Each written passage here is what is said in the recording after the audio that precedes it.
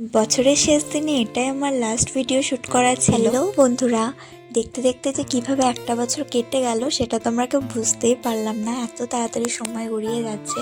তো সকলকে জানাই রাধে রাধে এবং হ্যাপি নিউ ইয়ার। বছরে যেন সকলে অনেক ভালো থেকো, সুস্থ থেকো এবং অনেক অনেক বেশি আনন্দ করো। যা, তোমাদের সাথে এত কথা বলতে বলতে আসল কথাটাই তো বলা হয়নি।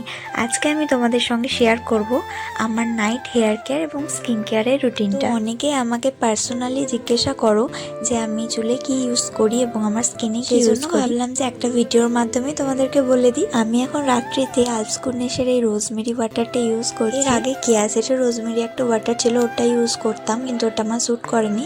তার জন্য আলপস গুডনেসের এই রোজমেরি ওয়াটারটা ইউজ করছি। শুনেছি নাকি এটা খুবই ভালো। তো এখন তো আমি সবে 2 দিন ইউজ করেছি, তো তোমাদের সঙ্গে রেজাল্টটা অবশ্যই শেয়ার করবো। আর তারপরে আমি তো চুলের মধ্যে 2 দিকে 2টো বেনি করে নিয়েছি। এইভাবে বেনি করলে নাকি চুল অনেক তাড়াতাড়ি লম্বা হয়, ওই কারণে।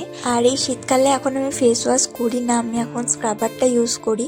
তো রাত্রিতে আমি এমক্যাফিনের কফির যে স্ক্রাবারটা আছে ওটাই ইউজ করি, এবং মুখটাকে ধুয়ে নেওয়ার পরে আমি ইউজ করি এমক্যাফিনের যে গ্রিন টি সিরামটা। আমি আমার মুখের মধ্যে এমক্যাফিনের প্রোডাক্টই ইউজ করি। আমার এমক্যাফিনের যে ব্র্যান্ডটা আমার খুবই ভালো লাগে, এমক্যাফিনের প্রত্যেকটা প্রোডাক্ট। এবং তারপরে কিছুক্ষণ সিরামটা লাগিয়ে রেখে দেওয়ার পরে আমার যে সমস্ত বডি কেয়ার আছে, মানে বডি লোশন লাগানো থাকে, সেটা করার পরে আমি মুখের মধ্যে পন্ডসের এই ক্রিমটা যেটা দেখছো, এটা এখন আমি উইন্টারে ইউজ করছি। আমি দেখো হালকা ফেস ম্যাসাজ করে নিয়ে এই যে কটা স্টেপ দেখছো, এই স্টেপ কটাই করি।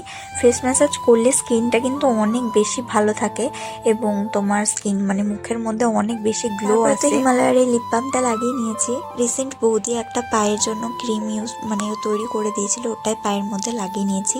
এটা করলে নাকি পা ফাটা কমে যাবে। তো এটাই ছিল আজকের আমার একটা ছোট্ট স্কিন কেয়ার ভিডিও।